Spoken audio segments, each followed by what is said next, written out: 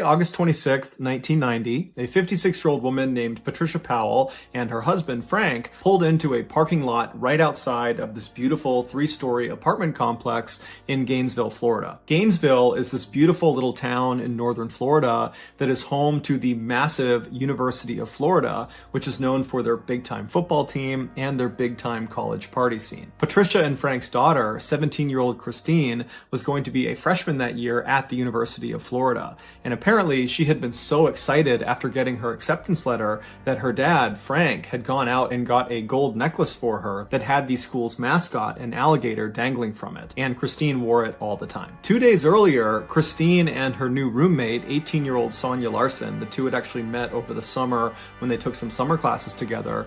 They had actually already come to Gainesville and they had moved in to this white apartment complex that Patricia and Frank were now parked outside of. And after unpacking some of their things in their apartment, Christine and Sonia had left and gone into town and grabbed a bite to eat at a local restaurant.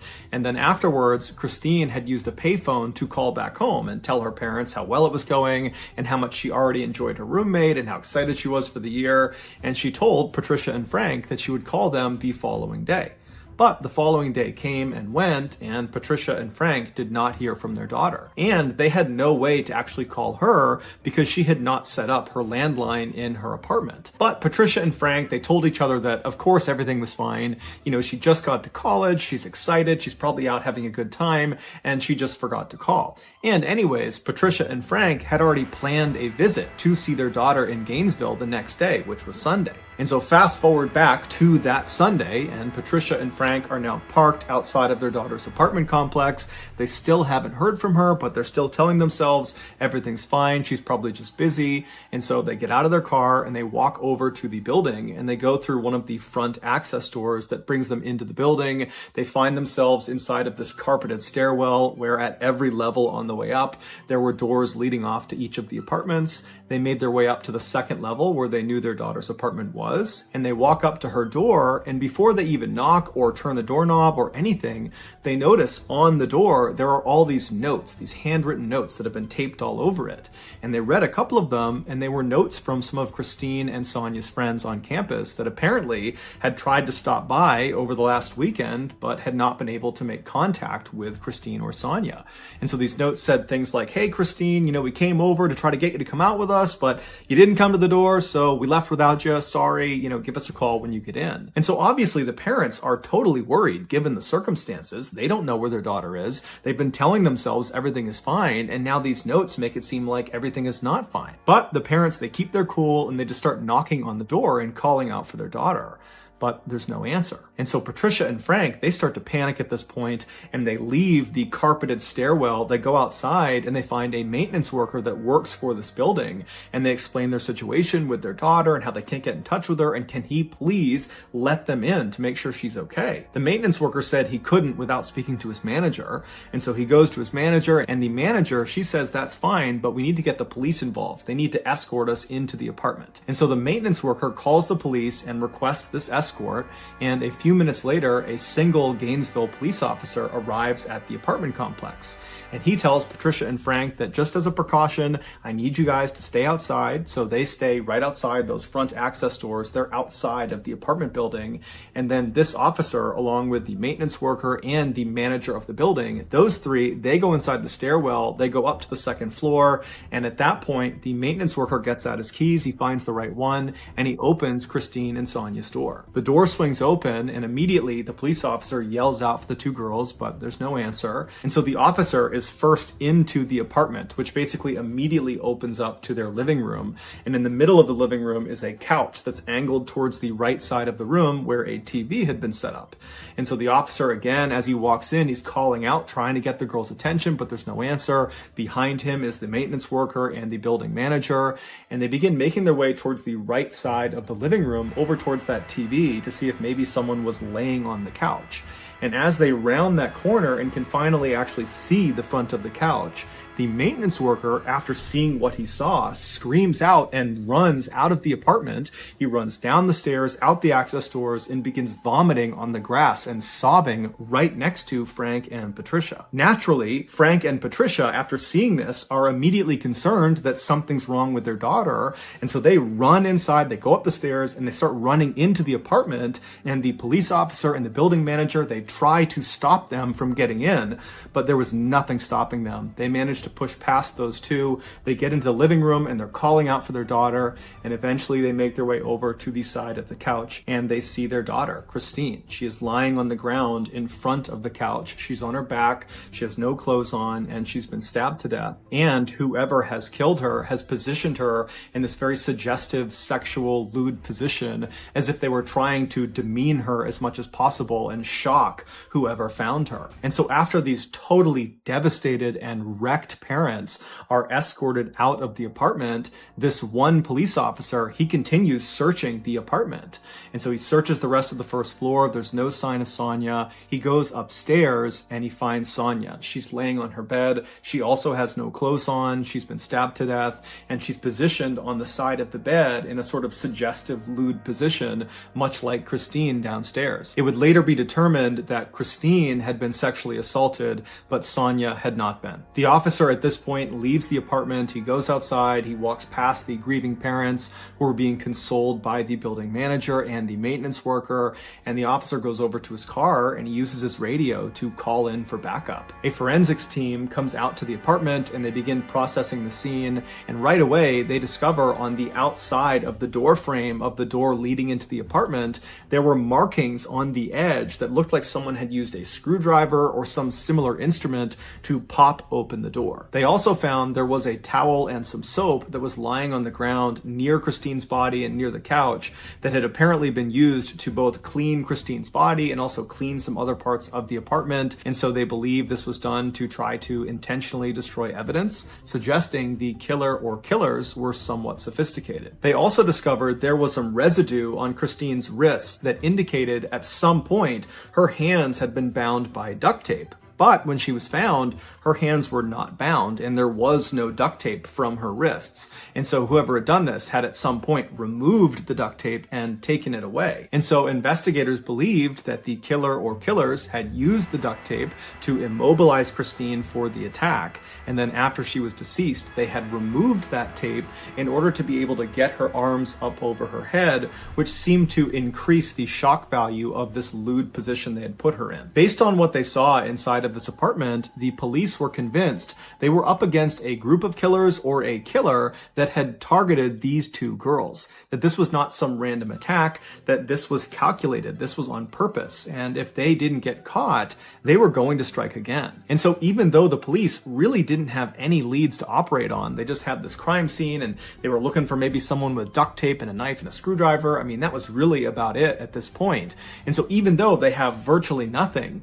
because there were thousands and thousands of young people flooding Gainesville for the start of the new school year at the University of Florida, literally the following day, Monday, classes were starting. Because of all these young people in town, the police felt it was very important that they got the media to put out a bulletin to all these people in town that there was potentially a killer or killers on the loose. And so that night, Sunday evening, this news bulletin goes out and it basically just told residents of Gainesville to stay indoors and stay in groups, and if you needed to go outside, travel in groups, and just overall stay vigilant until we figure out who did this. 12 hours before Christine Powell and Sonia Larson were discovered, an 18-year-old Gainesville woman named Krista Hoyt did not show up for work. Krista was a student at Santa Fe Community College, which was right down the road from the University of Florida. That year, she was planning to transfer to the University of Florida, and then after graduation, she wanted to pursue a career in forensics with the FBI. And so given her interest in law enforcement, while she was a student, she had gotten a part-time job working in the records department of the sheriff's office. And apparently, at this sheriff's office, she was famous for always coming to work, no matter what. And including the time that she got her wisdom teeth removed, and then an hour after coming home, she showed up for work. And so on this Saturday night, when Krista was supposed to be showing up for work and she didn't call ahead, and no one could get in touch with her on her landline, everybody at the sheriff's office was really concerned. And so they waited around for about an hour, hoping that she might just show up with some story about why she was late. But she never showed up. She didn't call. They still couldn't get in touch with her. And so in the very early hours of Sunday morning, the sheriff's office called the Gainesville police and asked them to do a welfare check on Krista. And so 2 police officers from the Gainesville Police Department, they show up at the apartment belonging to Krista Hoyt. Krista lived alone, and she lived about 2 miles away from Christine Powell and Sonia Larson. And so these 2 officers, they get there and they walk up to the front door and they knock, but there's no answer. And they try the doorknob, it's locked. And so one of the officers walks around to the back of this apartment and he sees there's a glass sliding door. And so he knocks on the glass sliding door. There's no answer. He tries the door. It's locked. And then he notices the drape that's inside the apartment that's covering up this sliding glass door. It reaches almost to the ground, but not all the way. There's a couple of inches on the bottom where if you were laying on the ground, you could actually look through this little space and see into the apartment. And so that's what he does. He lies down and he puts his flashlight up and he looks through this couple inch gap on this window. And as soon as the light illuminates what's inside of this apartment, he finds Krista. Krista is sitting on the edge of a bed that's not that far away from the sliding glass door, and she's facing the door. She's kind of hunched over at the edge of the bed. She's got no clothes on, and she's got stab marks all over her back, and she's missing her head. And her head was next to the bed to the left, up on the shelf, and it was positioned in such a way that it almost appeared like the head was looking down at the detached body. When this crime scene was processed, the forensics team immediately noticed there were marks on the backsliding glass door where someone had used probably a screwdriver or something similar to pop the door open. And then they also found residue of duct tape on Krista's wrists, but the duct tape was gone. She was found with her hands not bound. It would later be determined that Krista had been sexually assaulted before she had been murdered. The obvious similarities between Krista's crime scene and Christine and Sonia's crime scene were initially only recognized by Gainesville police because much of the information about the 2 crime scenes was not public. But that night, Sunday evening, when the police went to the media and asked them to put out that bulletin to all Gainesville residents to say that there could be a killer or killers on the loose, it didn't take long for residents of Gainesville and news anchors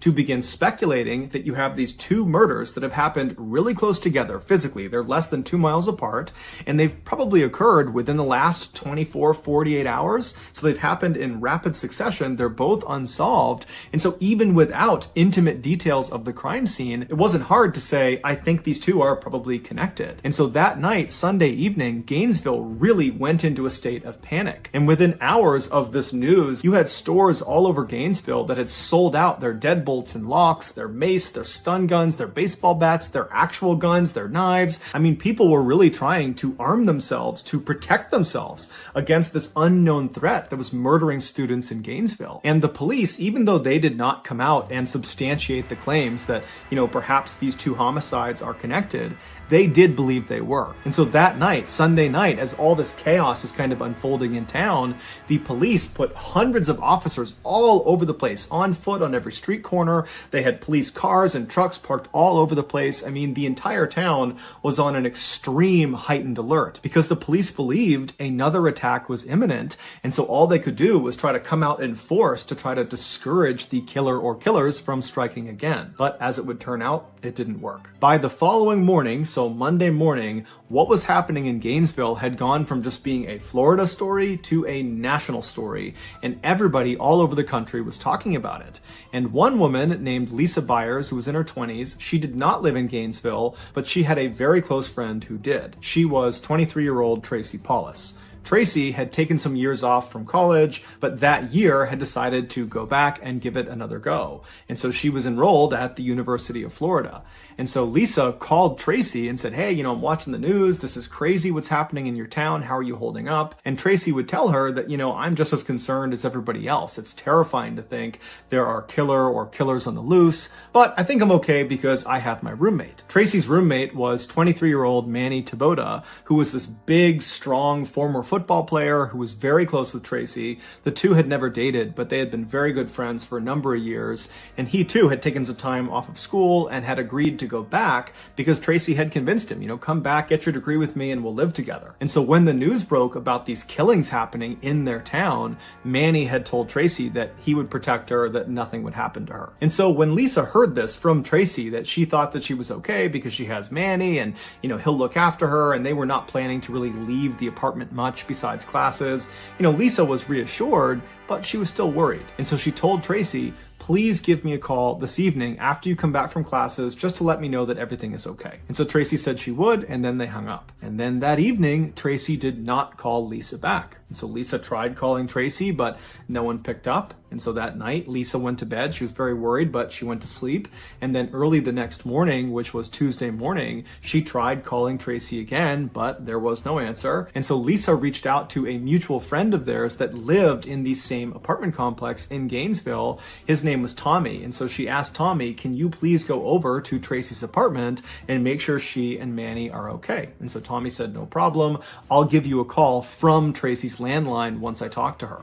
And so about 5 minutes later, Tracy got a call. She picked it up, and it was Tommy calling from Tracy's landline, and he was just screaming. When the police arrived at Tracy's apartment, they found Tracy in her bedroom, and like the other victims, she had no clothes on. She was positioned on the side of the bed in a very suggestive, lewd position. She had been stabbed to death, and it would turn out she had been sexually assaulted. And then down the hall from Tracy, they found Manny. He was in his bed, and he too had been stabbed to death, except he had his clothes on and he was not positioned in a suggestive position. He had kind of died wherever he was, and that was the position they found him in. The forensics team, when they processed the scene, they found markings on the outside of the back sliding door where it looked like someone had used a screwdriver to pop open the door. And then on Tracy's wrists, they found that residue from duct tape, but there was no duct tape. It had been removed. At this point, to the police, it was undeniable that they were up against a serial killer or killers. And when the news broke that there was now a fourth and fifth victim, and they were both college students, and one of them was now this big strapping man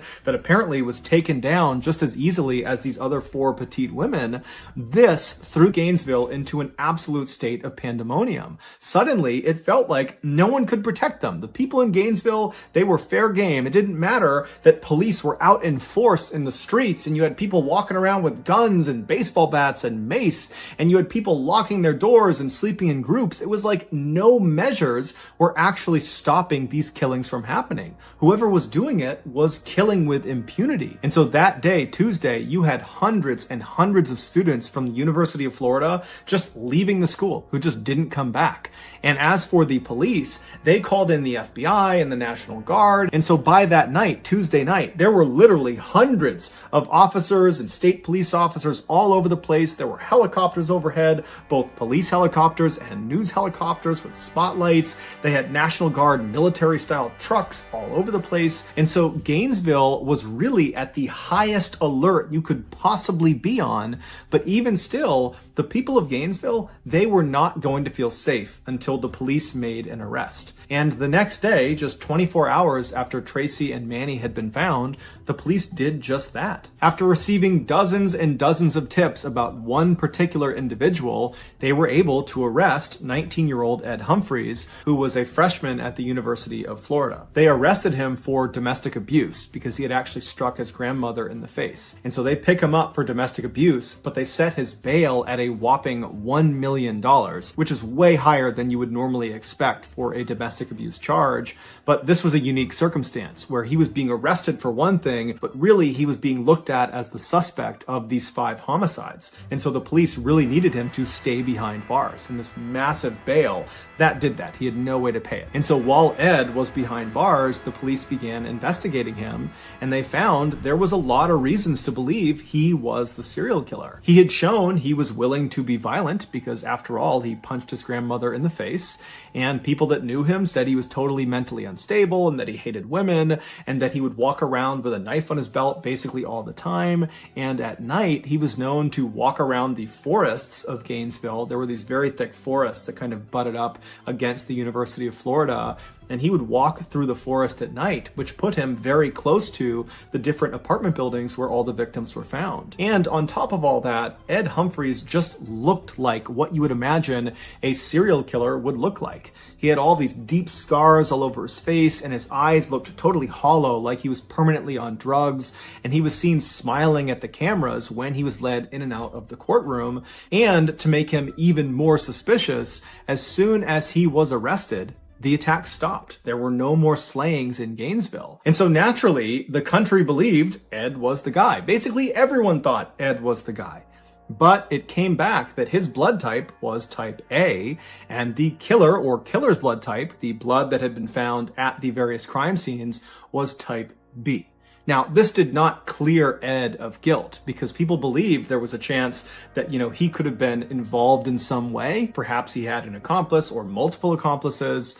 But when this news broke, pretty much everybody was back on edge because clearly there's at least one or more killers that are still on the loose. Shortly after this blood type discrepancy presented itself, the FBI approached the Gainesville police and said, hey, why don't you use our VCAP program? VCAP stands for Violent Crime Apprehension Program. And what it was this computer program where it allowed investigators to input details of their crime they were investigating. And when they submitted it, it would be compared against this huge database of other crimes in the country. And if there were any similarities with any other crime, those similar crimes would get popped on screen. And so when the Gainesville police input the information from these 5 student slayings in Gainesville, the computer program spit out a single match. It was from an unsolved triple homicide in 1989 in Shreveport, Louisiana, which is a town located about 800 miles to the northwest of Gainesville. Shreveport, back in the late 1980s, was considered so safe by its residents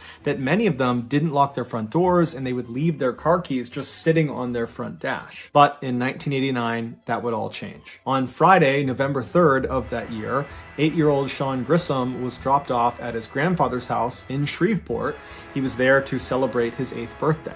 And so his grandfather was this 56-year-old man named Tom who was divorced, and he was getting ready to retire soon, and he was also trying to spend more time with his grandson. And so he was very excited about having Sean over. Also staying at this house with Sean and his grandfather was Sean's aunt, 24-year-old Julie Grissom, who was a college student. She was attending Louisiana State University in Shreveport. When Sean was dropped off by his mother at his grandfather's house, the grandfather, Tom, yelled out to the boy's mother and said, I'll have him back by Monday. I'll drop him off, see you later. And so Sean's mother, she leaves. And that day and the following day, she doesn't hear from Sean's grandfather or from Julie. And so come Sunday night, she tries calling them to, see what's going on. She knows they're having a great time and doesn't really want to interrupt them, but she also hasn't heard from them. But they don't pick up. She convinces herself that everything is just fine, that I'm sure there's an explanation, and so she ends up going to bed. And so the next morning, Monday morning, when Sean is supposed to be dropped off early enough that she can take him to school, when he doesn't show up, the mother calls the grandfather back and tries to get in touch and figure out what's going on, but she can't get in touch with him. And so she's telling herself that, okay, well, his grandfather must have just dropped him off at school. And so the mother calls Sean's school, and the school says, no, we have not seen Sean today, and we haven't heard from him, so we don't know what's going on. And so now Sean's mother is terrified. She calls the police, and the police actually get in touch with the neighbor of Tom Grissom, and they ask this neighbor, hey, can you go next door and just make sure Tom and Sean and Julie are okay? And so this neighbor says, no problem. They leave their house, and immediately they notice, as they're looking at Tom's house, that the 2 cars in the driveway had not left since Friday. It was just something the neighbor noticed. And then they also noticed that there were 2 newspapers at the end of the driveway. It was the Monday and Sunday paper. And they knew Tom always read the newspaper. And so the idea that he would just leave them sitting at the end of the driveway, that didn't really add up. And so the neighbor walks around to the front door, and they notice there are lights on inside, and they knock on the front door, but there's no answer. They try the front door, but it's locked. And so they end up going around to the very back of the house, and they're able to get into the house through the garage. And then through the garage, they open another door that leads into the main part of the house. And this neighbor they immediately see on the ground towards the back door near the kitchen is Tom. He's laying on the ground, and he's obviously deceased. And so this neighbor, they run out, they call the police come back over, they go inside the house, and sure enough, they find Tom Grissom has been stabbed to death. He's laying on the ground near the back door. they find Sean Grissom, the 8-year-old. He's slouched over on the couch in front of the TV, and he's been stabbed to death as well. And then upstairs, they found 24-year-old Julie, the aunt, and she was positioned on the edge of the bed in this very suggestive way. She had no clothes on, and she had been stabbed to death, and it would later be determined she had also been sexually assaulted before she was killed. And they also discovered there's vinegar on her body, as if whoever's done this has attempted to clean her with vinegar. There was no sign of a robbery in the house or ransacking in the house. There was no sign of forced entry. Overall, the investigators said this was a very neat crime scene, as if whoever did this had done this with great intentionality. And so after kind of going through the crime scene, the police really didn't have any leads to go off of. And so this crime went unsolved. And so as these Gainesville police are looking at this report in this VCAP computer system, and they're reading about this unsolved triple homicide, all they can think about is how unbelievably similar the crime scene was to all the crime scenes of the student slayings. Specifically, that Julie had been arranged in this kind of suggestive pose like the other female victims in Gainesville. And on top of that, it was determined that the blood type of the killer in Shreveport was type B, same as the killer or killers in Gainesville. So there was a match in the blood type. Somehow, after this discovery through this VCAP program, the media found out about this Shreveport unsolved triple homicide and how apparently it was incredibly similar to all these slayings that have taken place in Gainesville. And so before long, that was all every news network all over the United States was talking about. And at first, the police in Gainesville and anybody involved in this investigation was very upset about this because one, they probably had a leak that someone was giving information to the press, but two, the press was kind of jeopardizing their investigation because by having these details leaked, the killer or killers could potentially benefit from kind of knowing what the police were thinking about and what they were up to. But as it would turn out, this particular leak would prove to be quite fruitful. Shortly after this news about the Shreveport killing and the student slayings was all over the news, this woman named Cindy, who lived in Shreveport, she called the police after watching all the news like everybody else and told the police they really ought to look at this guy, Danny Rawling. Danny Rawling was this 37-year-old drifter who was in Shreveport at the time of the Grissom family murders in 1989. And apparently after those murders, he had told Cindy's husband that he, quote, had a problem, and his problem was he liked stabbing people. And Danny literally always walked around with a huge knife on his waist. He seemed totally mentally unstable. And so this claim that he liked stabbing people, Cindy and her husband took literally and basically told him to stay away from them. And so in one of their last conversations with Danny actually told Cindy that he planned to leave Shreveport and go someplace where there's lots of beautiful young women that he can just stare at all day long. When police asked Cindy, do you think he's capable of killing all 8 of these people? She said, oh yeah. And so the police turned their attention to Danny and began researching his background, and they discovered he was raised in a very abusive household. Specifically, his father really couldn't stand him. They had a really bad relationship. And then when Danny got old enough, he joined the Air Force, but he was kicked out after 2 years for being mentally unstable. And once he was discharged, he began the string of armed robberies in the 1980s, and he eventually got caught and spent the bulk of the 1980s in prison. And then in 1989, when he got out of prison, he came back to Shreveport and moved in with his parents. Now, this was not a happy homecoming. His parents did not want him living with them, but Danny kind of forced the issue. He had nowhere else to go, and so he wound up living there. And as it happened, they lived less than a half-mile away from the Grissom family home. 6 months after the Grissom family was murdered, and 3 months before the Gainesville student slayings had begun, Danny gets in this huge fight with his father, where his father actually draws a pistol and forces Danny to leave the house and tells him to never come back. And so Danny, he runs out of the house and he gets his gun from his vehicle, comes back inside his house and shoots his father point blank in the head and then in the stomach before fleeing the scene. His father would amazingly survive this attack despite some pretty significant damage to his head, and he would tell the police, and before long there was a warrant for Danny's arrest for attempted murder. But when they went went to go arrest him, he was gone. They had no idea where he went. And so as the Gainesville police are looking at Danny's criminal record, they're starting to say to themselves that this guy looks really interesting. He does seem like he could be the serial killer we're looking for.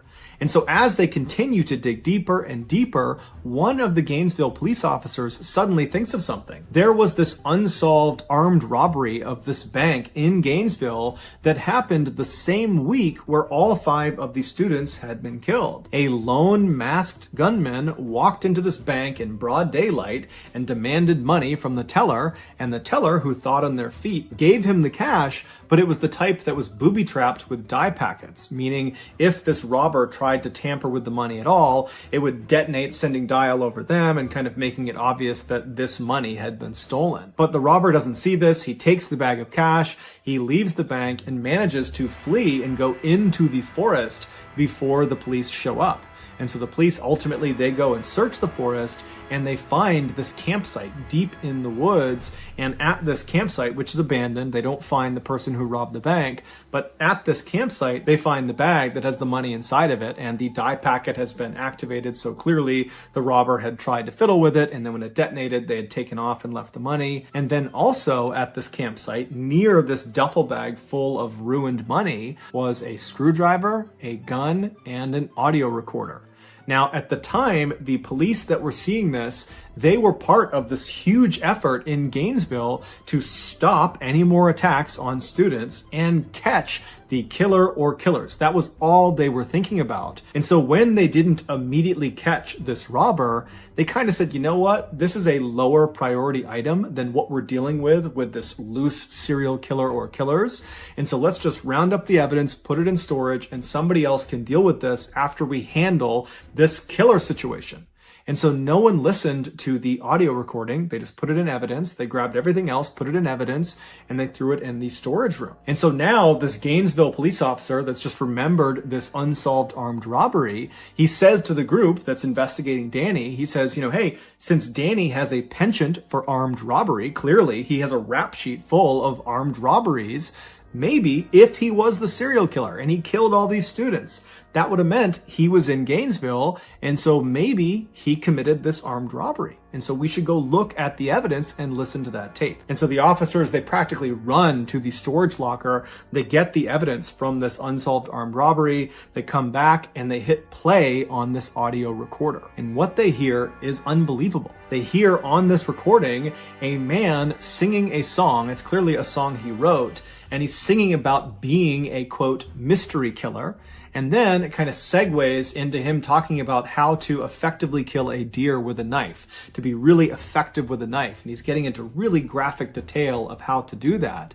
And then, somewhat unbelievably, on this audio recording, the man identifies himself. He says his name is Danny Rawling. And so this audio recording was huge. It meant Danny Rawling, the guy they're looking at as potentially being the serial killer, was definitely in Gainesville, in the woods near the University of Florida, the same time frame that all of the victims were killed. Also, the screwdriver that had been found at this campsite matched the markings that had been made along the outside of some of the door frames of the victims' homes. They also went into Danny's military records, and it showed he had a blood type of B.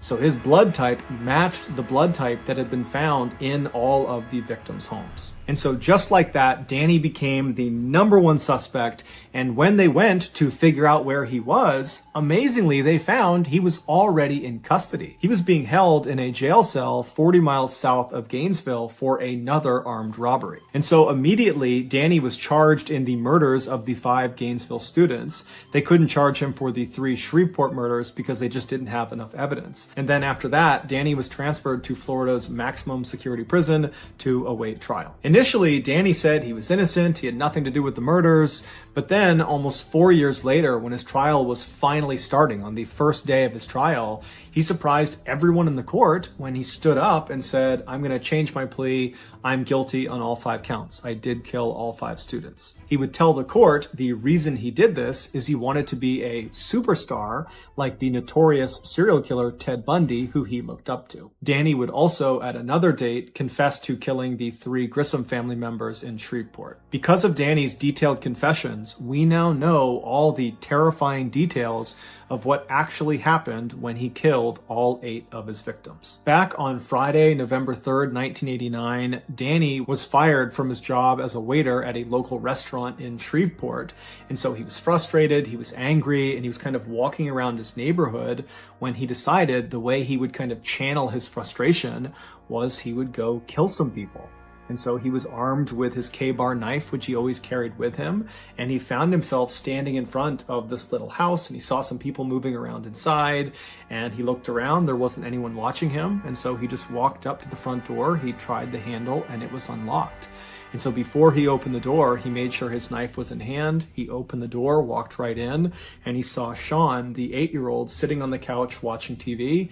And without any hesitation, he walked up behind him and stabbed him through the back, killing him almost instantly. And then Danny walked into the kitchen where he found Tom, the grandfather, who was making steaks out on the back grill.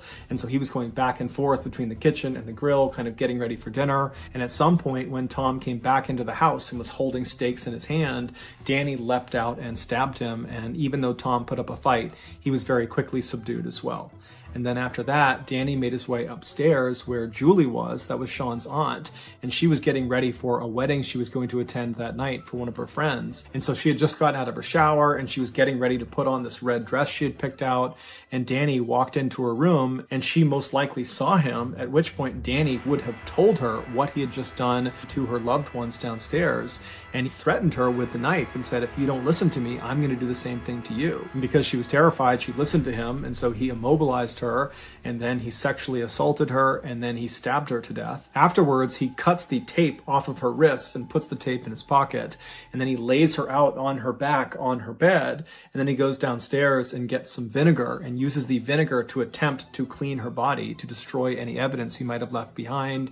And then after cleaning her, he kind of puts her in that lewd, suggestive pose with her hands up over her head and her legs spread, and then he leaves. 6 months later, in August of 1990, after Danny has shot his father and is on the run from the law, he finds himself in Gainesville, Florida, and he sets up this little camp just behind the University of Florida in this thick forest. And then on Friday, August 23rd, as he's sitting out at his campsite, he gets this sudden urge to go kill again.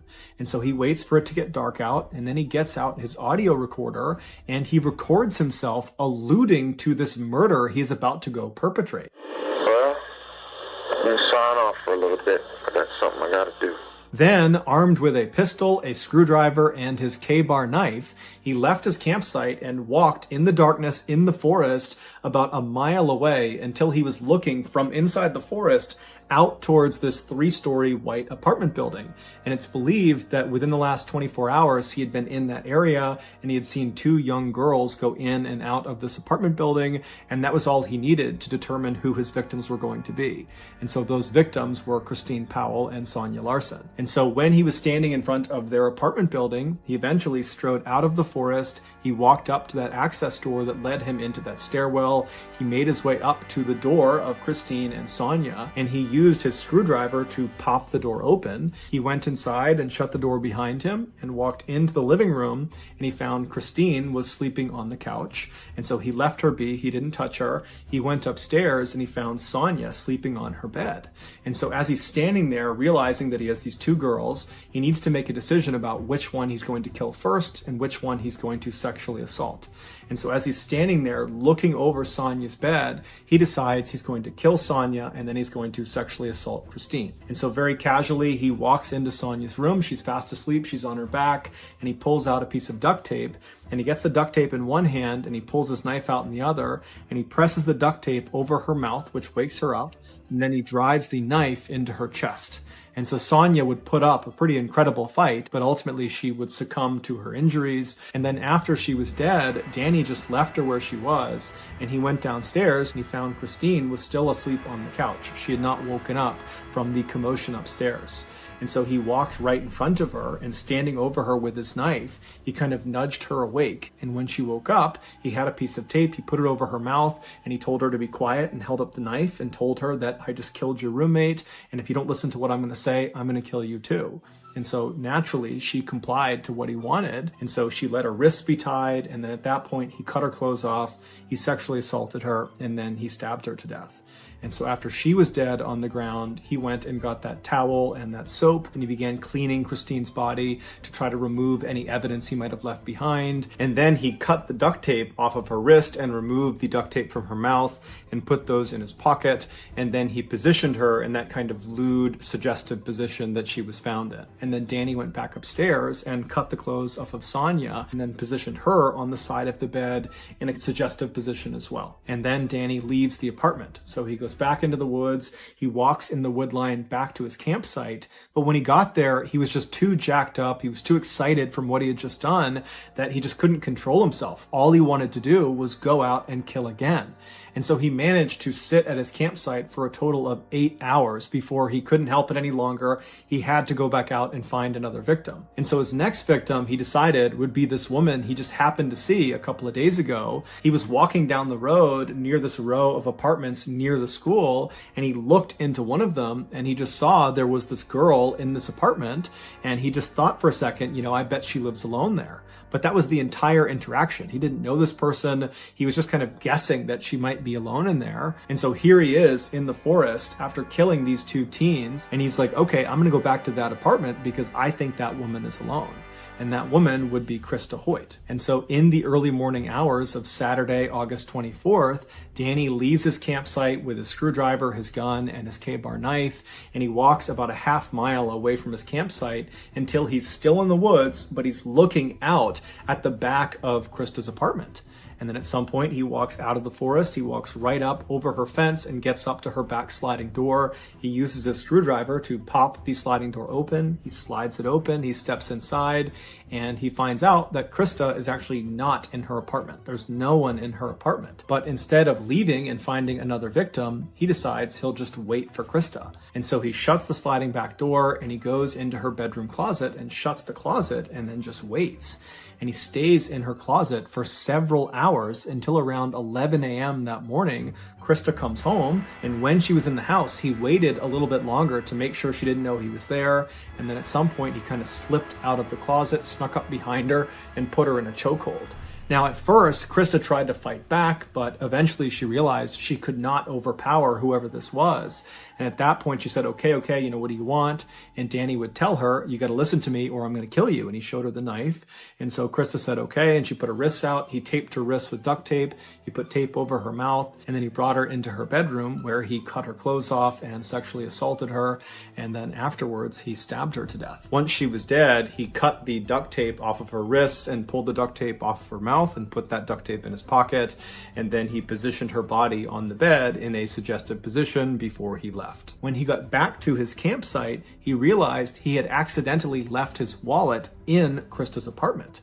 And so, calm as can be, he walked back through the forest, right back into Krista's apartment. He found his wallet and he was about to leave when he thought to himself, well, wait a minute, I should mutilate her body. And so he pulled Krista's body off of the bed and using his knife, he decapitated her. He put her head up on the shelf next to the bed, and then he repositioned her body on the edge of the bed, making it seem like she was kind of hunched over, looking out the back door. And then before he left, he reached up and twisted her decapitated head and made it seem like it was looking down at the rest of her body. 48 hours later, on the evening of Monday, August 27th, Danny was back at his campsite out in the woods, and he suddenly got the urge to go kill again. And so he stood up, he grabbed his knife, his screwdriver, and his gun, and he walked away from camp, made it about a mile through the woods until he was standing still in the forest, looking out at this big apartment complex that was very commonly occupied by college students. And so at some point, he leaves the forest and walks up to the first apartment he sees. He has no idea who's going to be in there. And he goes up to their sliding back glass door. He gets a screwdriver out and he pops it open. He He slides the door open, he steps inside, and the first thing he sees is Manny Taboda, this big, strong former football player who's laying in his bed. And Danny just walks over and starts stabbing him, and Manny wakes up and puts up one heck of a fight, but ultimately Danny is able to overpower him and kills him. While Danny was stabbing Manny, the other resident inside of this apartment, 23-year-old Tracy Paulus, she was in the shower, and so she gets out of the shower and she hears all this commotion down the hall, and so she steps into the hall and she looks into Manny's room and she sees Danny on top of him stabbing him. And so Danny looks back, he sees Tracy, Tracy screams, she runs down the hall into her bedroom, she slams the door behind her, she locks it, and then she leans up against the door to try to keep it shut. Meanwhile, Danny just continues to stab Manny until Manny is dead.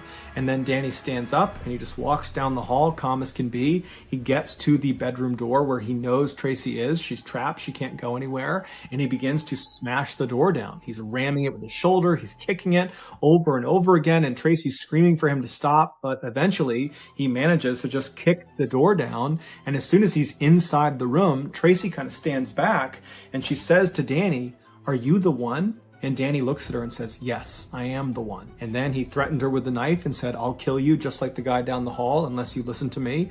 And so Tracy listened. She got her wrists bound and her face bound. And then Danny cut the clothes off of her and then sexually assaulted her. And then he stabbed her to death. And then after she was dead, he cut the duct tape off of her wrists and removed the duct tape from her mouth and then positioned her body in a suggestive sexual position on the edge of the bed, and then he left. Later that day, Danny would rob that bank in Gainesville, and then 1 month later, Danny would be arrested for a botched armed robbery 40 miles south of Gainesville, and then while he was in prison, he would find out he was being charged with the 5 murders in Gainesville. 16 years later, at 6 p.m. on October 25th, 2006, Danny Rawling was led into the execution chamber in Florida State Prison. He offered no apology to the family members of his victims that were on the other side of the glass. Instead, Danny just sang a religious hymn to himself in order to comfort himself. And then 13 minutes later, Danny was pronounced dead. He was executed via lethal injection.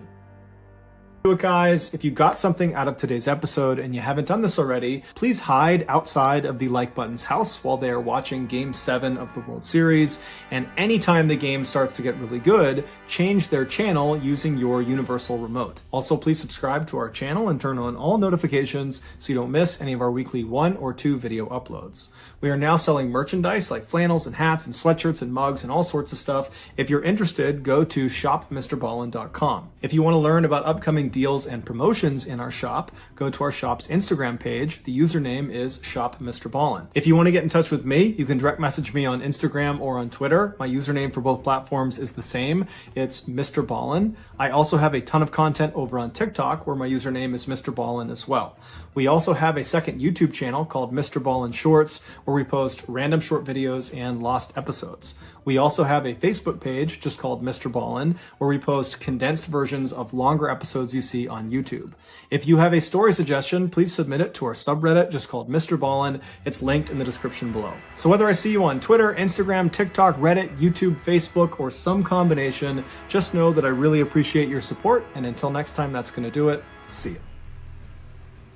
Harold Alexander, who was a young stonemason living in Hamburg, Germany, came in contact with an old man named George Reel. George was the leader of a small religious group called the Lorber Society. This group, which never had a large membership at any point in their short history, was rooted in the Christian faith, but their views were far more extreme than the average Christian congregation. For example, many Christians believe in the concept of self-denial, which in layman's terms means to deny oneself some personal human pleasures, like certain sexual practices or the overindulgence of food or drinking, and all of this is done to gain favor with God. But George and the other members of the Lorber Society took this concept of self-denial to the extreme.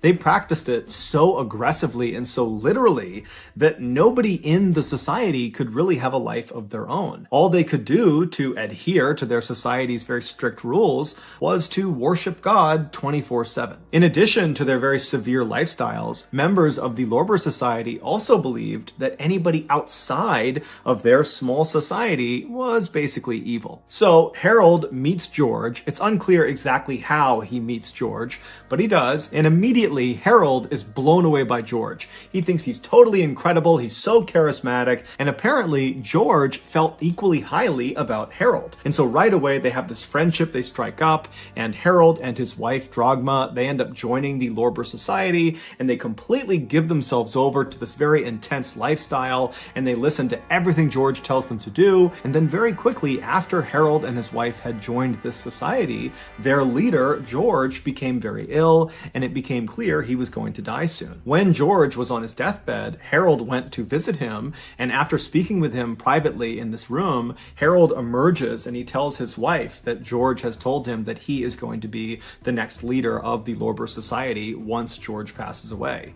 And so his wife accepts this, as does the rest of the society members, and then after George actually does die, everyone in the society just turns towards Harold and begins listening to him and following him. It's worth noting that we don't know for sure if George really did tell Harold that he was going to be the next leader of the Lorber Society, or if Harold just made that up because he knew George was going to die soon and he could kind of get away with stealing that title. Over the next few years that Harold was in charge of the Lorber Society, he began introducing a new concept to the members. He would continuously tell them that they needed to be ready for when the next prophet of God returned to the earth. Harold told his members that when this happened, 1, Harold would know immediately and he would tell them, and 2, whatever this prophet wanted, no matter how confusing or crazy or terrible, they had to do it without question because this was God's will. In 1953, so roughly a year or two after Harold has taken over the Lorber Society, he and his wife, Drogma, have their second child. It's their first boy, and they name him Frank. And as soon as this child is born, Harold looks at him and determines that this boy, his son, is the prophet they have all been waiting for.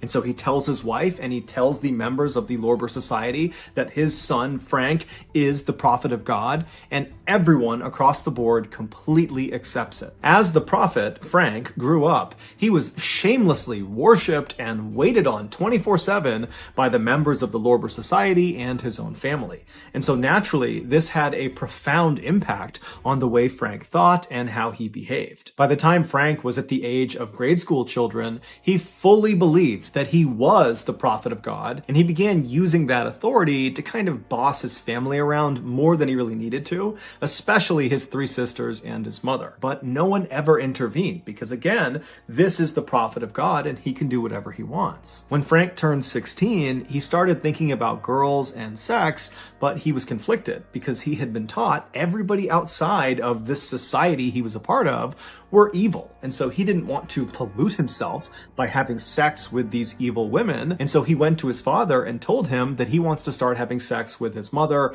and his sisters in order to stay pure. And his father, Harold, not only embraced the idea, he encouraged it.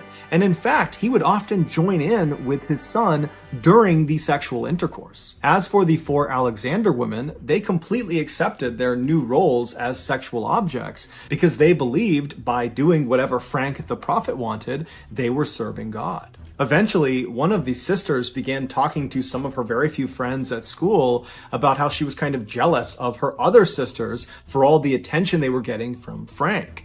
And so the friends kind of picked up on this strange relationship between the siblings, and before long, rumors had started about there being some incestuous relations inside of this family, and those rumors eventually made their way to the parents of students, and then from the parents, that made its way to the police, and before long, Harold had discovered that the Hamburg police were about to launch an investigation into his family. And at the same time, Harold also discovered that members of the Lorber Society, they had heard about these incest rumors as well, and they had their own suspicions already, and they were not on board with incest. And so they were very clearly starting to distance themselves from Harold and his family. And so it was pretty clear to Harold that the writing was on the wall. He and his family were no longer welcome in Hamburg. And so he goes to the Lorber Society and kind of retires and says, I'm leaving. You need to find yourself a new leader of this society. And then he and his family completely broke ties with the Lorber Society. They left Hamburg and fled south to Santa Cruz, which is a city on the Canary Islands in Spain. And so they settle into this little apartment inside of this busy city. And very quickly, they fell back into their old routines of constantly worshiping Frank,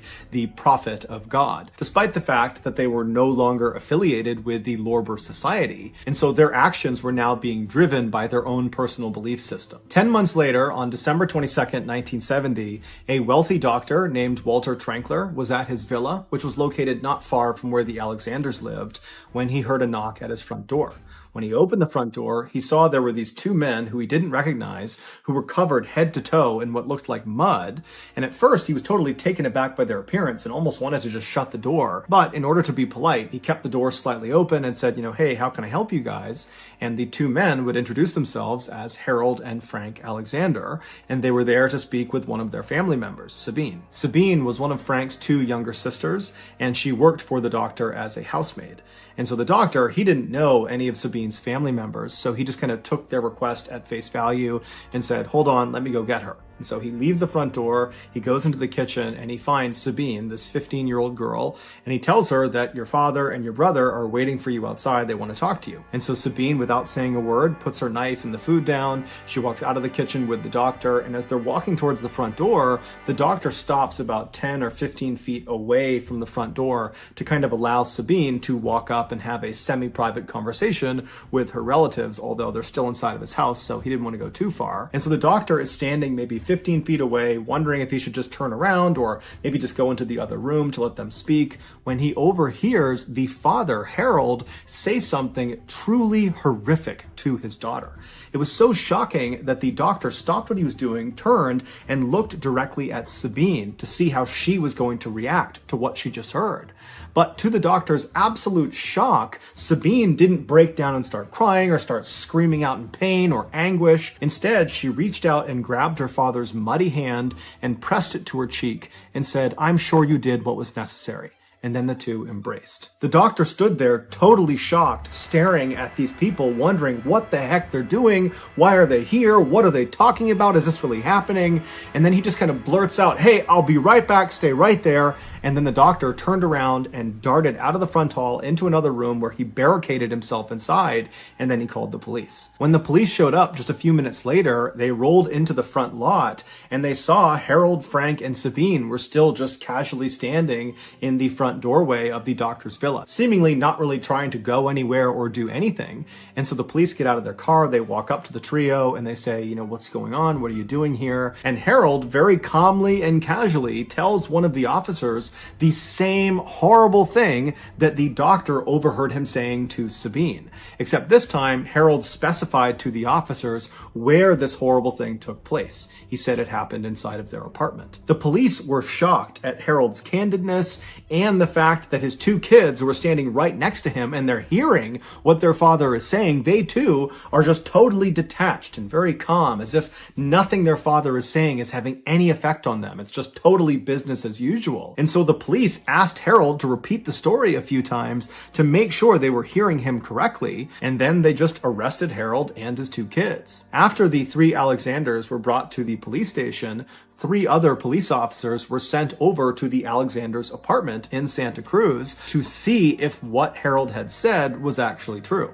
And when these officers opened the front door to that apartment, they immediately could tell it was all true. The following is the story of what happened inside of that apartment based on the testimony given by Frank and Harold. On December 21st, 1970, so that's one day before Frank and Harold arrived on the doorstep of the doctor's villa, the father and son were home in their apartment with the mother, Dragma, as well as 2 of the 3 sisters. It was 18-year-old Marina and 15-year-old Petra.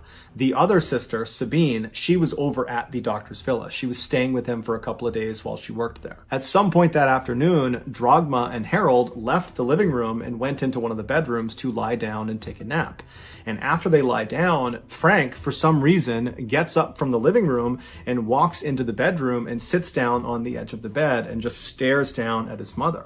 And when his mother rolls over and looks up at her son, Frank would later tell police that the look she gave him was suggestive and it was offensive to Frank, and he believed she was not permitted to look at him that way. And so in this moment that she's looking at him, he said he instinctively knew that the killing hour was upon them. The killing hour was not a Lorber Society concept. It was something that Frank and most likely Harold had come up with, and the rest of the family, the mother and the three sisters, had totally accepted. According to Frank and Harold, women were impure, and the only way to purify them, i.e. send them to heaven and not hell, was to murder them. And so it was just fundamentally understood in the Alexander household that at some point, Frank was going to declare that the killing hour was upon them. And when that happened, all the women in the household were told to stop what they were doing and wait for Frank to sacrifice them. Meaning, wait for Frank to ritualistically kill them. So after Frank has seen this offensive look on his mother's face, he now feels like the killing hour is upon them, and so he literally announces it to his mother and to his father, who's right next to her, and then Frank grabs a nearby wooden coat hanger and strikes his mother on the top of her head.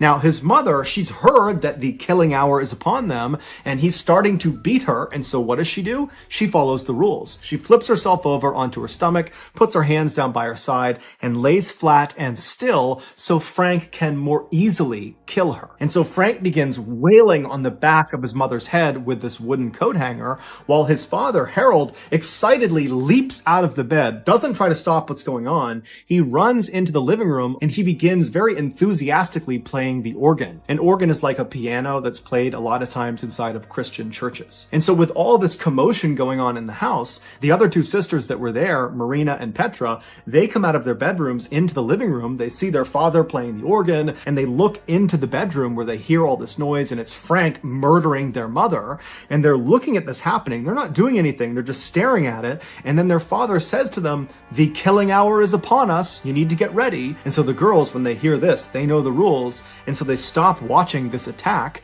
and they make their way over to the center of the living room, and they sit down cross-legged, and they begin to patiently wait their turn. After a while, Frank stopped beating his mother, who was now unconscious or perhaps even dead, and he walked out of the bedroom into the living room where he saw his father on the organ and he saw his two sisters sitting on the ground. And so without any hesitation, he walks over to Marina, the older one, the 18-year-old, and he begins hitting her on the top of the head until she slouches over onto the ground motionless. And then he turns to the younger one, Petra, the 15-year-old, and he does the same thing to her until she's laying on the ground motionless. After this, Frank stands up and he leaves the living room and goes into the kitchen where he retrieves a small knife, pruning shears, and a hammer. At this point, it's likely that one or two of the Alexander women were still alive. And so Frank, he comes back into the living room with these tools in hand, and with the organs blaring in the background, he begins to systematically hack off the breasts and genitals of his two sisters and his mother. And apparently this was a very slow and physically difficult task, and so he and his father Harold began switching off. One person would be on the organs while the other was mutilating, and they would switch back and forth until all of the offending parts on these three women had been removed and nailed to the wall. The last mutilation this father and son committed was to cut the heart out of the mother, Drogma, and they wrapped it up in a cord and then nailed this cord to the wall as well. Then, with the three Alexander women either dead or close to death, the father and son began running around the apartment, yelling and singing and rejoicing. They were extremely proud of what they had just done. Later that night, they left the apartment and slept in another property that they owned,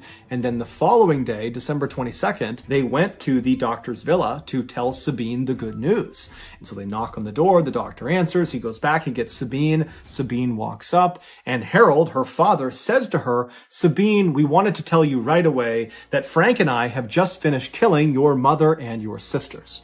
To which Sabine walks up to him, takes her father's hand, presses it to her cheek, and says, "I'm sure you did what was necessary." This, of course, is what the doctor saw and overheard that was so horrible and prompted him to call the police. It was also the moment when he realized that was not mud all over these two men. That was their family members' blood. Psychiatrists would ultimately determine that Frank and Harold were not mentally fit to stand trial, and so they were both committed to an asylum for the criminally insane. Both men never showed any remorse or regret about what they had done. In fact, they continued to justify their actions by saying, because of them, these three women got to go to heaven. As for the one surviving daughter, Sabine, she pleaded with authorities to let her go live with her brother and her father in this asylum, but they rejected this request and sent her to live in a convent, which is a building that nuns live in, and no one really knows what happened to her after that. Shockingly, in 1990, so roughly 20 years after Frank and Harold were put into this asylum, they managed to escape, and they were never caught. To this day, their whereabouts remain unknown. So that's going to do it, guys. If you got something out of today's episode and you haven't done this already, please sneak into the like button's house and steal the glass plate inside of their microwave. Also, please subscribe to our channel and turn on all notifications so you don't miss any of our weekly 2 or 3 video uploads. We are now selling merchandise like flannels and hats and mugs and sweatshirts and all sorts of stuff. If you're interested, go to shopmrballen.com.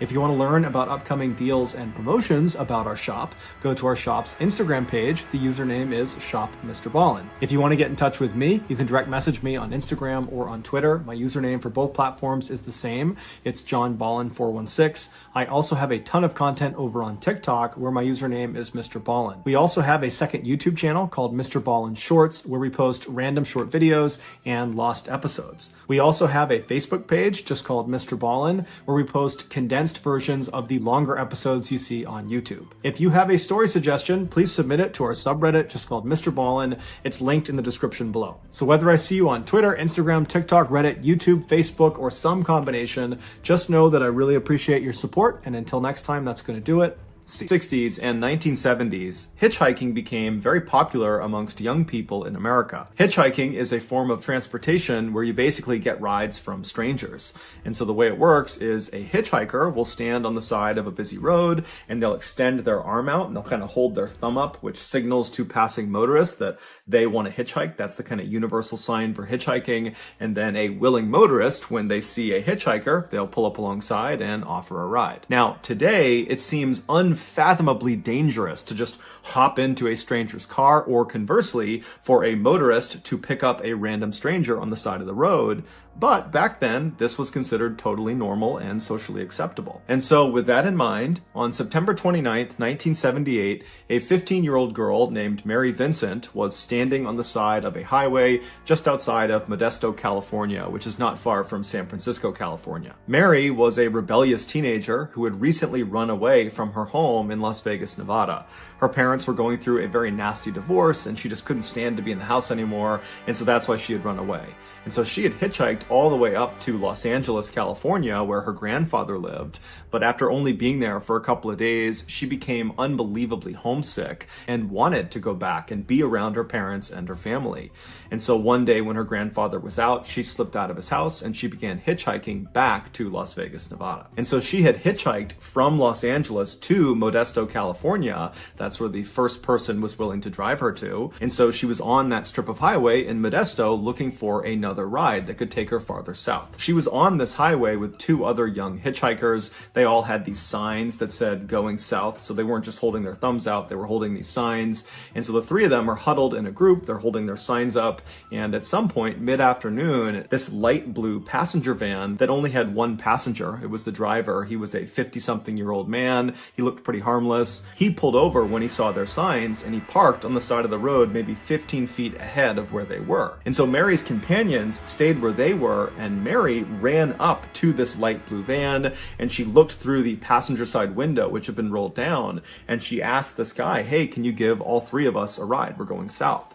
And this man, he would look at her and say, I can only give you a ride. I can't give the other two a ride. I can only give you a ride. And so Mary is confused because she's looking at this guy and she's seeing all this space in his van. And she's thinking to herself, why am I only allowed to go when they're going the same place I'm going and there's plenty of room in this van? But when she kind of gently prodded this man and said, well, are you sure you don't mind taking them too? He just said, look, I will take you. I will not take them. And so Mary said, okay, well, hold on. Let me go back and get my bag.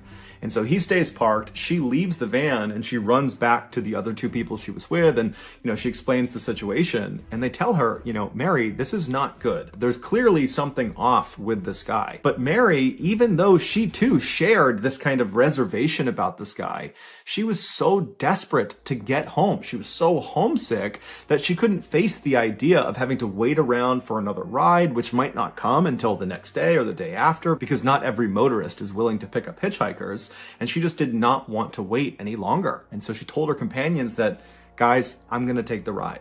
And so she says goodbye to her two friends, she grabs her bag, and she runs back up to the van, and she hops in the passenger seat. As soon as she sat down and closed the door, this man pulled back out onto the road and started driving, and then he turned and looked at Mary and introduced himself. His name was Lawrence Singleton, and he was 50 years old. And then Mary, she introduced herself, and then they have some small talk, and very quickly, Mary feels at ease around Lawrence. He kind of reminded her of her grandfather. He was very nice, very polite. And so when she started to feel tired, pretty early on in their trip, she said, hey, Lawrence, do you mind if I doze off while you drive? And Lawrence would say, no problem, go ahead, go to sleep. And so Mary turned away from Lawrence and kind of curled up on the seat, and pretty quickly she was asleep. A little while later, when she woke up, she looked out the window and immediately could tell they were going the wrong way. So she turns to Lawrence and says, we're going the wrong way. And Lawrence would say, oh, you know what? I made a mistake. I'll get us turned around. Sorry about that. I had no idea. But Mary's thinking to herself, we're really far in the wrong direction. And there's no way he accidentally did this. But she kind of bit her tongue because Lawrence would actually turn around and start going in the right direction. And so they're traveling in the proper direction for a little while, and Mary's totally on edge, but she's careful not to give that off to Lawrence because she doesn't really know this guy. And even though he did make her feel comfortable, she just doesn't really know what his intentions are. And so she's just kind of looking around pretty apprehensively. And then they pull into this stretch of highway that kind of ran through this fairly forested area where very few cars were on this stretch of road. And Lawrence suddenly tells Mary that he wants to pull over because he has to go to the bathroom. He wants to relieve himself. And so Mary kind of apprehensively says, yeah, okay, that's fine. And so as Lawrence is beginning to pull off of the highway, Mary happens to look down at her feet and she notices one of her shoes is untied. And instinctually, Mary just thought to herself, I better make sure that shoe gets tied because I might need to run away from this guy. But she didn't want to reach down and start tying her shoe. It was kind of awkward because the space was small and she was worried it would be kind of suspicious if she did it. And so she thought, okay, as soon as we pull off, I'll get out of the car and I'll tie my shoe. And so Lawrence, he pulls over, but he doesn't just pull over onto the shoulder of this road. Instead, he pulls into this access road that kind of trails into the forest. And so as soon as he turned onto this road, the alarm bells are going off in Mary's head. She knows something is wrong, but she doesn't really know what to say to Lawrence because he's not talking to her and she doesn't really want to look at him. And so she's just kind of going over in her head what she's going to do. Is she going to run? Is she going to confront him? She doesn't know. And then eventually, after about a minute or so, when they are far enough away from the main road that no one on that road could see them, they're pretty far into this forest, Lawrence stops the car and he hops out to go relieve himself. And immediately Mary, she hops out of the car too and she bends down to tie her shoe. Before she could finish tying her shoe, suddenly something smacked her hard in the back of the head and it knocked her unconscious. It was Lawrence. He had hid a hammer next to his seat, and when he had gotten out, he did not go relieve himself. Instead, he walked around the vehicle and smashed her in the head. When Mary came to, she realized she was laying down in the back of the van, and as she was looking out the windows, she could see that they were still parked out in the middle of the forest. And then when she tried to move, she realized her hands, her feet, everything had been tied down to the van. She couldn't move. And so as she's wondering what's going on, Lawrence comes around, he opens the back doors to this van, he hops inside, and he begins assaulting her. Mary has no idea what to do. She's a 15-year-old kid, and this guy is on top of her. He's not stopping. And so she just began quietly begging him to please stop, set me free. I won't tell anyone. She just kept repeating that over and over and over again, and Lawrence never spoke back. He just continued the assault for hours and hours. Finally, when Lawrence got tired, he got off of Mary and he climbed out of the back of the truck and he went around and he climbed into one of the front seats and he fell asleep. And so Mary probably tried to free herself from her restraints, but there was nothing she could do. The restraints were tied too tightly. And so for hours, she must have just laid there wondering what was going to happen to her. And then at some point in the middle of the night, Lawrence wakes up again, and without saying a word to Mary, he just climbs out of the van and gets into the driver's seat and then drives the van out of the forest. He drives on the main road for a little while until he turns down another access road that takes them away from the main road, so away from any prying eyes, and he comes to a stop somewhere out in this forest in the middle of this big canyon. Lawrence parks the van, he climbs out and walks around to the back. He opens up the back doors where Mary is laying there whimpering and crying and begging to be set free. He climbs inside and her torture continues for hours and hours until the sun finally came up. At which point Lawrence stopped. He climbed out of the back of the van and he's standing out there and he turns around, so he's facing Mary, and he reaches in and he undoes her restraints. So he frees her, he pulls her out of the van and stands her up on the ground. And so she's crying, she's beaten, she's bloodied, she doesn't know what's going on. And she just gently says to him, "Please set me free." And he says, "Oh, you want to be set free? I'll set you free." And so he walks around this totally destroyed 15-year-old girl and he reaches into the back of his van where there's this toolbox and he pulls out a hatchet. And so he walks back and he's standing in front of Mary, and Mary would have had a fraction of a second to see what was in his hand before, in one fluid motion, he reaches and grabs her left arm with his left hand. He grabs her on the wrist, then he raises his hatchet up and he brings it down on her left forearm, severing her arm off right below the elbow.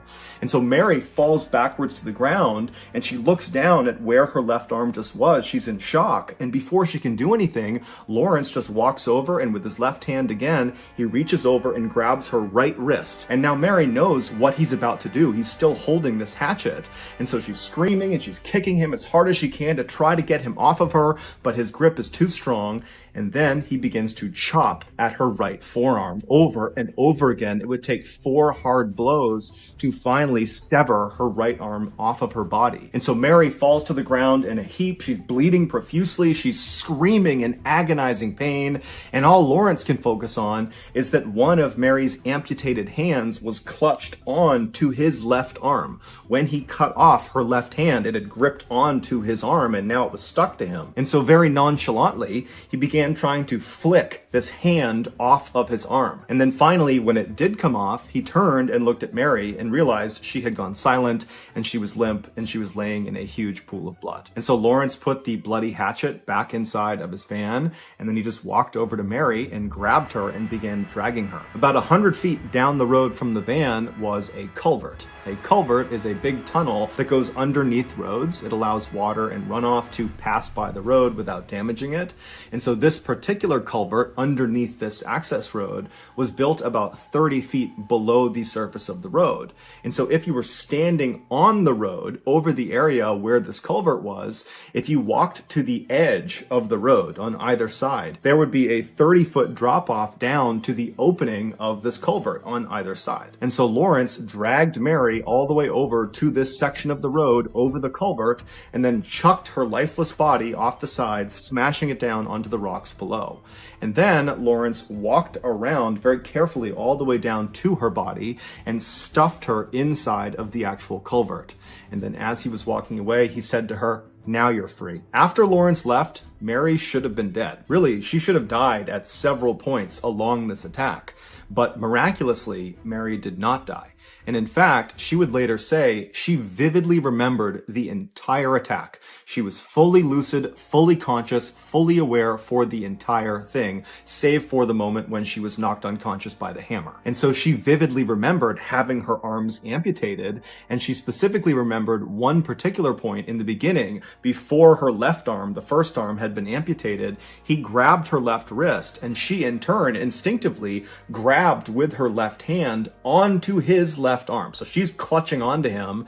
And so when he came down and cut her arm off, she began falling backwards. But she remembered thinking to herself, why am I falling backwards? I just grabbed onto his arm. I had a firm grip. And then as she's falling, it's like time is standing still. She literally saw her hand still clutching his arm and saw it had been cut off of her body. And then when Lawrence cut off her right arm, despite being in agonizing pain, it's like she instinctively understood that she has to pretend to be dead. Otherwise, she will die. And so she went totally limp, her eyes were half open, and she watched as Lawrence is flicking her left hand, the one that she thought she had gripped onto when she was falling back. She watched as he shook that hand off of his arm. And then she was limp as he grabbed her and dragged her the 100 feet to the culvert. And she was limp and still and didn't make a sound when he threw her 30 feet down onto jagged rocks, and she broke 4 of her ribs. She was in excruciating pain, but her will to survive was telling her, make no sound. Take this punishment and you will survive. And then after he left, she remembers thinking, I don't know where he is. He could be waiting up on the road for me. I can't just crawl out and try to save myself because then he might actually finish me off. And so she laid in this culvert in this horrible position, totally contorted, with her arms gone and broken ribs. And then finally, after a while, she started to feel exceptionally tired, and that was from blood loss.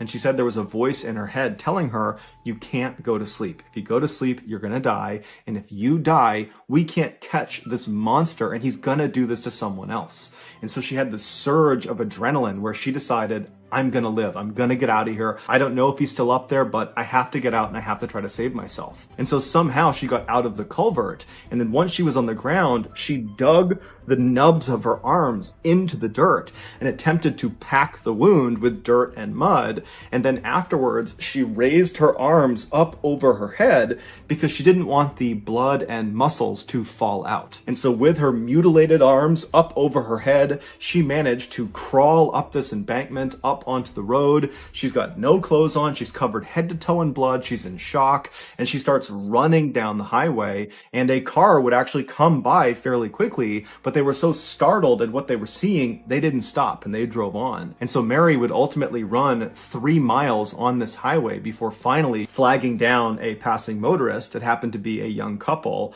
And after they got over the initial shock of what Mary actually looked like, they put her inside of their car and they sped to the hospital. Mary would stay in the hospital for a month. And during that time, she would give police all this information about her attacker, about Lawrence Singleton. And using her very detailed description of him, the police were able to come up with a very good composite sketch.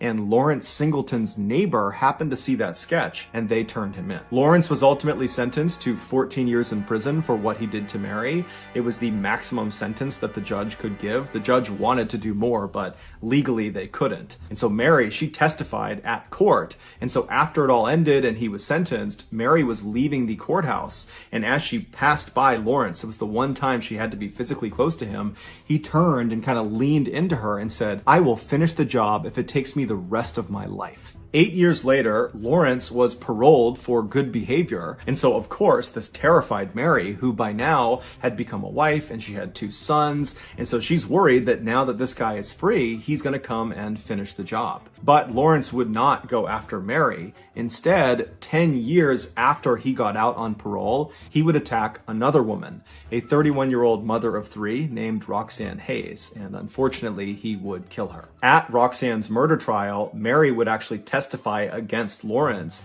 and her testimony is what they used to secure a death sentence for Lawrence. But before he could be executed, Lawrence died of cancer in jail in 2001. When Mary heard that Lawrence had died, she felt very cheated. However, her sons were very relieved to find out that her attacker had died, and so she took some solace in that. Outrage over Lawrence's early release, considering what he did to Mary, and the fact that that early release led to another person being killed, led to the creation of the Lawrence Singleton Bill, which gives judges the ability to give 25-year to life sentences in cases that involve torture. Meaning, under this bill, Lawrence would never have gotten out of prison after what he did to Mary. So that's going to do it, guys. If you got something out of today's episode and you have not done this already, please sneak into the like button's house in the middle of the night and unplug their iPhone while it's going through a software update. Also, please subscribe to our channel and turn on all notifications so you don't miss any of our weekly 2 or 3 video uploads. We are now selling merchandise like flannels and hats and sweatshirts and all sorts of stuff. If you're interested, go to shopmrballen.com. If you want to learn about upcoming deals and promotions for our shop, go to our shop's Instagram page. The username is shopmrballen. If you want to get in touch with me, you can direct message me on Instagram or on Twitter. My username for both platforms is the same. It's johnballen416. I also have a ton of content over on TikTok where my username is MrBallen. We also have a second YouTube channel called MrBallen Shorts where we post random short videos and lost episodes. We also have a Facebook page just called MrBallen where we post condensed versions of the long episodes you see on YouTube. If you have a story suggestion, please submit it to our subreddit just called MrBallen. It's linked in the description below. So whether I see you on Instagram, Twitter, TikTok, Reddit, YouTube, Facebook, or some combination, just know that I really appreciate your support, and until next